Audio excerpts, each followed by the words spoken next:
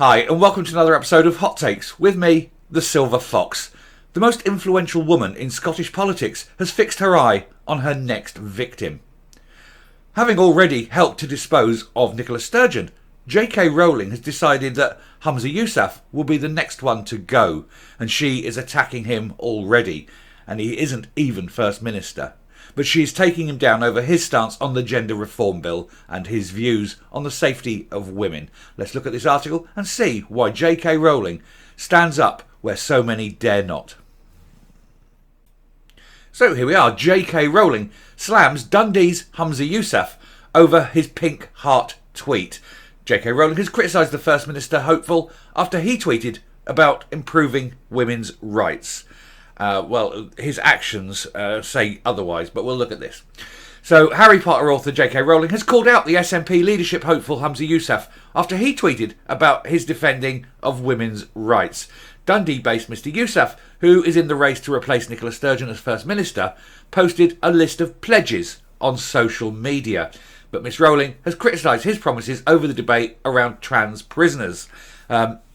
Because, of course, they have this problem. They've talked themselves into a massive hole where they say, oh no, women need to be protected. But then they lock men up in women's jails, which kind of goes against everything that they're saying because they're hypocritical and scared. They're running scared of being called phobes and ists. But it's not phobic or istic to ensure women are safe. Quite the opposite. In Mr Yousaf's tweet, which he posted only hours after Nicola Sturgeon's final appearance at the Scottish Parliament as First Minister, he listed some of the things he would do to improve gender equality. This includes improving support for sexual offence victims, progressing a bill on misogyny, improving childcare and appointing a gender-balanced cabinet. So if you're going to pick someone based on their sex rather than their ability, it means you may not be getting the best person for the job. He also tweeted a photograph of himself holding a giant pink heart which read upholding rights, and there's a little picture of it there, part of the picture of it there, in which he says he's going to do the things we've just mentioned. Miss Rowling retweeted the post saying, what a lovely pink heart. Now tell us why you voted down the amendment to stop the auras of women being housed in women's jails, because he actually voted that wasn't allowed. You're not to ban it. He actually voted to ensure that men would be housed in women's jails, especially men who'd committed the R of women. That is the man. And he is now claiming that he's protecting women. The man is a fool, he is dangerous, he is a moron. It has already racked up thousands of likes and hundreds of retweets. This is the J.K. Rowling one. Because people agree with her, because she speaks the language of the people, not the language of politicians. And he needs to be very aware that when she speaks, people listen. People don't listen to him. And when he comes out and says he's protecting women, and then the record shows that he's voted against stopping men going into prison with women, it just highlights his hypocrisy. It highlights his inability to be First Minister, because he has no idea about protecting women. He's basically saying that half the population are not worth protecting. The vote Miss Rowling is referring to is the SNP's Gender Recognition Reform Bill, which was passed in December 22 but blocked by the UK government, thankfully. The reforms aim to make it easier for a trans person to legally change their gender. Miss Rowling has been an outspoken critic and previously branded Nicola Sturgeon a destroyer of women's rights over the bill. In her tweet, she also references a number of high-profile trans prisoners, including Isla Bryson. There he is in his nice pink suit, trying to pretend that he is anything other than a big macho man who likes to attack and do things to women. Shortly after the Gender Reform Bill was passed, double Aura of Women Isla Bryson was sent to Corton Vale Prison after he claimed that he was a trans woman, and there was fierce public backlash, and the SNP came under harsh criticism from the Conservatives over the matter. Mr Bryson was then transferred to a male prison, which is where he should have been in the first place, what with him being a man and everything, and fully intact. He'd not had any kind of surgery. He was going to go into a woman's prison, fully armed, as it were. However, as the SNP's gender reforms have not been made into law now, the proposed legislation has no bearing on Ms Bryson being initially placed on a women's prison. So it wasn't as though the law was in place, and therefore there was no reason to put him in a women's prison in the first place, because he couldn't claim just to be a woman by claiming to be a woman. He would have to have gone through the existing thing, which was basically 16 months or something of living as a woman, plus psychiatric assessments and things like that. So it's all bull anyway. The gender reform and its dealings has already dogged the SNP leadership race. Mr Yousaf was asked for his opinion on the Isla Bryson case during a leadership debate on the BBC by opponent Ash Regan, who resigned from her position as Community Safety Minister so she could vote against the government's gender recognition reform bill. The third candidate in the race, Kate Forbes, also said she would not have voted for the government's bill, but was on maternity leave at the time and missed the vote. Mr Yousaf said Isla Bryson should not be in a woman's prison. But yet he's the one who's voting to say that men only have to identify as women, and they are women. He said this. So why is he now saying that he shouldn't be in a woman's prison? Isla Bryson is an aura of women who is completely at it, he said. I don't think they are he is a genuine trans woman. I think he is trying to play the system.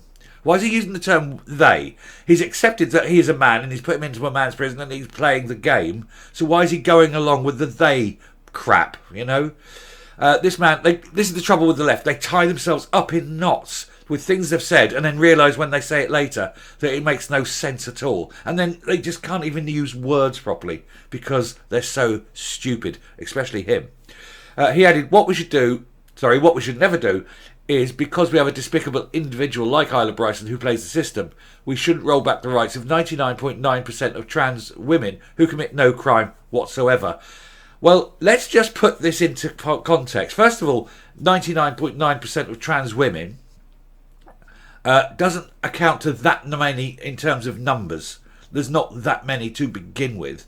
And this 99% of trans women who don't commit crime, I'm going to call bullshit on that one, because trans women in prison, 60% of trans in prison are in for sexual offences. 60% of them.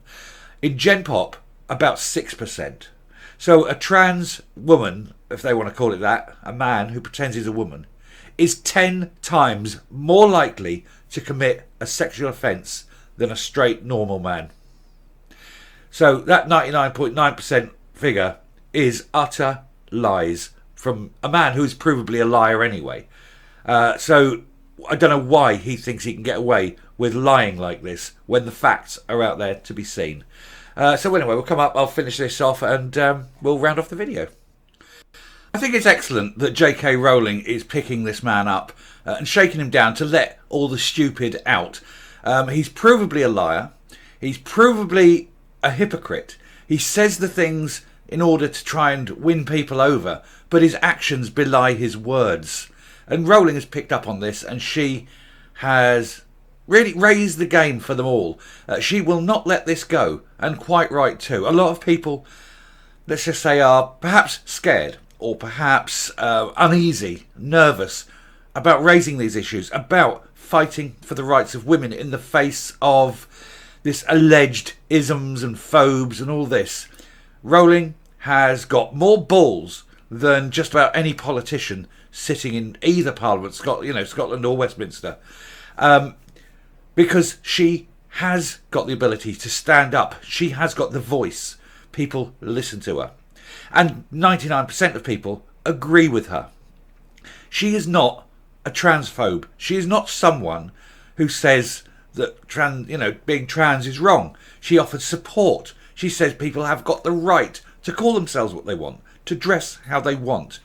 Her argument is that men should not be put into places where there are vulnerable biological women, like our crisis centres, like, DV units, like prisons, like hospitals, like changing rooms where children will be, especially given the fact that a trans man, that is a man who wants to be a woman, like I say, is 10 times more likely to be a sexual offence committer than a normal man. And so she is right to say that women must have safe spaces and that women do need protection in law. So well done to JK. Keep attacking them. Keep attacking him. Keep attacking them all. And we will too. Thanks for listening. If you like what you're seeing here on the channel, please do hit that subscribe button right away. Ring that bell for notification of future output. Leave a like, leave a comment. Please, please, please share the video. And until next time, stay safe, stay well, keep watching these buggers, and goodbye.